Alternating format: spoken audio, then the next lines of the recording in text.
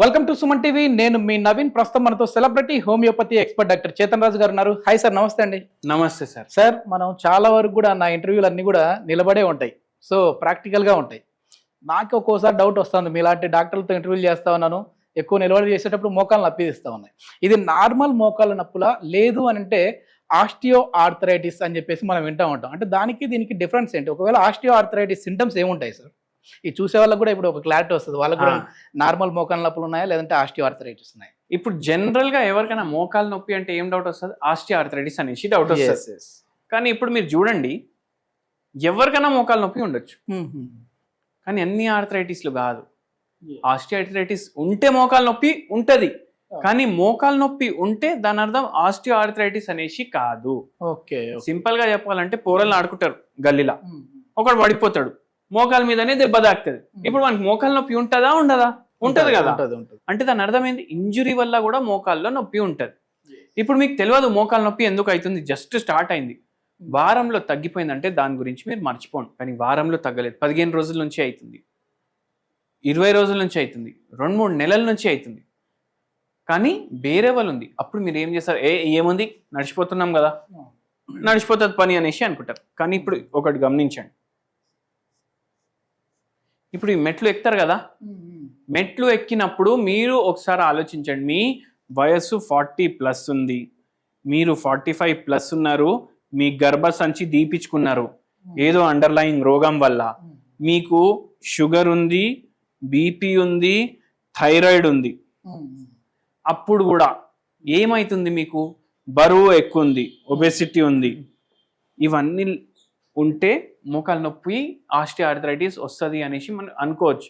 ఇవన్నిటికన్నా genetic predisposition అంటే వంశపారిపరంగా మీకు ఉంది అంటే కూడా రావచ్చు.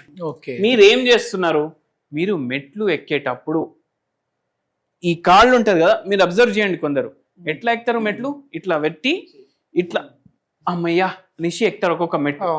మీరు అమ్మయ్య అనేసి అంటలేరు, కానీ మీరు ఏం చేస్తున్నారు? అట్లా ఒక కాలు మీద జర సపోర్ట్ పెట్టుకొని ఎక్కుతున్నారు. అయితే మీకు స్టార్టింగ్ స్టేజెస్లో ఉండొచ్చు. మళ్ళీ సెకండ్ ఏంటంటే, ఇప్పుడు మీరు నిల్చుంటున్నారు ఇట్లా, ఇప్పుడు ఇట్లా 2 కాళ్ళ మీద మీరు బరువు చేస్తే మీకు ఏమవుతుంది? ఒక్క కాళ్ళలో నొప్పి స్టార్ట్ అవుతుంది. మీరు అప్పుడు ఇట్లా జర కుంటుకొని నిల్చుంటున్నారు, అప్పుడు వేరే కాళ్ళలో జర రిలీఫ్ అవుతుంది, ఈ కాళ్ళలో మళ్ళీ ఎక్కువ అవుతుంది, మళ్ళీ ఈ కాళ్ళ మీద మీరు బరువు వేస్తున్నారు, ఇట్లా మెల్లగా పెయిన్ స్టార్ట్ అవుతుంది. ఇది 3 months కన్నా ఎక్కువ ఉంది అంటే మీరు డాక్టర్లని కలవండి. వాళ్ళు మీకు అవసరం ఉన్న టెస్టులు చేస్తారు. దాని తర్వాత ఒకవేళ చాలా ఎక్కువ ఉందంటే ఆటోమేటికలీ మీరు అప్పటి వరకు వెళ్ళిపోతారు. కానీ ఇట్లా లైట్గా పెయిన్ ఉందంటే దాన్ని ఇగ్నోర్ చేయకండి. మళ్ళీ అందరూ చేసే పెద్ద తప్పు ఏంది, నేను ఇంకోటి చెప్తాను. ఇప్పుడు ఒక పేషెంట్ మన దగ్గర వచ్చిండ్రు, ఆ పేషెంట్కి షుగర్ వ్యాధి ఉంది, బీపీ వ్యాధి ఉంది, మళ్ళీ దాంతోపాటు ఒబెసిటీ ఉంది, ఆస్టియో ఆర్థరైటిస్ ఉంది. ఆ పేషెంట్ ఆల్రెడీ షుగర్కి బీపీకి మందులు నడుస్తున్నాయి.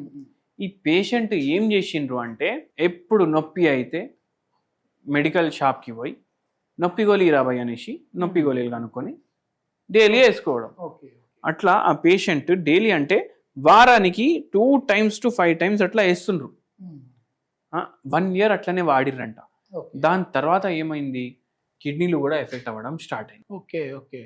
అంటే మీరు ఏమంటున్నారు? అరే కిడ్నీ ఫెయిల్ చేయడానికి ఏమైనా మందు అనేసి అంటున్నారు మీరు. సో విదౌట్ ప్రిస్క్రిప్షన్ ఏవి తీసుకోకండి, ఎందుకంటే ఏ మందు మీ బాడీ మీద ఎట్లా సైడ్ ఎఫెక్ట్ చేస్తుందో మనకు తెలియదు. సో మళ్ళీ విటమిన్ డి కూడా డెఫిషియన్సీ ఉండడం వల్ల అట్లా అవుతుంది. మన దగ్గర ఈ పేషెంట్ వచ్చిండ్రు, ఈ పేషెంట్కి grade 3 ఇంకా grade 4 మధ్యలో ఉండే ఆస్టియో ఆర్థరైటిస్, కానీ బరువు ఏమో ఎక్కువ ఉండే. ఇప్పుడు మీరు ఒకటి చూడండి, మీరు షుగర్ వ్యాధి ఉన్నా, మోకాల వ్యాధి ఉన్నా, లేదంటే మీకు బీపీ వ్యాధి ఉన్నా, ఏ డాక్టర్ దగ్గర మీరు వెళ్ళండి, ఆయుర్వేదం డాక్టర్ దగ్గర, హోమియోపతి డాక్టర్ దగ్గర, యోగా డాక్టర్ దగ్గర కూడా పోండి, మీరు అందరు మీకు ఏమంటారు? బరువు తగ్గించుకోండి. అంటే చాలా రోగాలకు ఒకటి స్టార్టింగ్ పాయింట్ ఏమో ఒబెసిటీ. అయితే ఈ పేషెంట్కి కూడా మనం చెప్పినాం, బరువు కూడా తగ్గించాలి మనం ఉన్న రోగాలు, ప్లస్ దాంతోపాటు వెరీ ఇంపార్టెంట్లీ మోకాలు. ఇప్పుడు ఈ పేషెంట్ ఇట్లా 1 year చేసిండ్రు, కానీ ఇప్పుడు చూడండి చాలాసార్లు ఎడ్యుకేటెడ్ ఉన్న వాళ్ళు కూడా ఇట్లాంటి తప్పులు చేస్తారు. ఇప్పుడు ఈ పేషెంట్ మన దగ్గర భోపాల్ నుంచి వచ్చిండ్రు, ఎవరు అడ్రస్ ఇస్తే, ఈ పేషెంట్ ఒక టీచర్ అన్నమాట. అండ్ ఏమైంది? మొత్తం రోజు నిల్చొని క్లాసులు చెప్పుడు వల్ల, వెయిట్ ఎక్కువ ఉండడం వల్ల 3 ఏళ్ళే ఉంది రిటైర్మెంట్కి. పిల్లలేమో బయట ఉన్నారు, అరే ఇంకా ఎన్ని రోజులు చేస్తావు, వచ్చి మాతో ఉండిపో అంటే, లేదు నా సర్వీస్ ఉంది, నేను కంప్లీట్ చేసి వస్తాను. దాంట్లో బరువు ఎక్కువ ఉంది, మొత్తం రోజు నిల్చొని పాఠాలు చెప్పడం వల్ల మోకాలేమో పాడైంది. మోకాలు పాడవుడు వల్ల ఏమైంది, ఇట్లా ప్రాబ్లం అయింది. అయితే అందుకే బరువు ఎక్కువ ఉండి అంటే మీ మోకాల మీద కూడా ఎక్కువ బరువు పడుతుంది. మోకాల మీద ఎక్కువ బరువు పడ్డదంటే ఆటోమేటికలీ ప్రాబ్లం అవుతుంది. ఈ ట్రక్కులు ఉంటాయి కదా, అవును సార్, ట్రక్కులు ఇవి ఏం చేస్తాయి, గూడ్స్ ఒక్కొక్క అడిగి ఇంకొక అడిగి తీసుకొని పోతాయి. ఒక్కొక్కసారి అవి పల్టీలు కొడతాయి, అవునా కదా. టర్లింగ్ల మీద ఎందుకు కొడతాయి పల్టీలు? వెయిట్ ఎక్కువ ఉండడం వల్ల. అన్ని ట్రక్కులలో ఓవర్లోడ్ ఉంటాయి అవి, ఏమైతే తిరుగుడు అప్పుడు పడిపోతాయి. మీరు చూడండి, మోకాల నొప్పులతో ఉండేటప్పుడు నడిచేటప్పుడు కాంప్లికేషన్, సింపుల్ కాంప్లికేషన్ చెప్తా. ఏమవుతుంది, ట్రీట్మెంట్ తీసుకుంటే ఏమవుతుంది, తీసుకోకపోతే ఏమవుతుంది, సింపుల్ కాంప్లికేషన్ చెప్తా మీకు. మనుషులు జర నడిచినప్పుడు కూడా ఇట్లా అయి నడుస్తారు, కొందరు డక్ వాక్ చేస్తారు, దాంట్లోనే నడుచుడు, దాంట్లోనే పడిపోతారు వాళ్ళు. బ్యాలెన్సింగ్ అంటే అంత బరువు సపోర్ట్ చేయదు మోకాలు, అట్లా అవుతుంది. ఈ పేషెంట్కి మనం మందులు ఇచ్చినాక ఆపరేషన్ లేకుండానే మోకాల నొప్పులు తగ్గించినాము, మంచిగా అయిపోయింది పేషెంట్కి. ఒక హోమ్ రెమెడీ కూడా చెప్పినాను.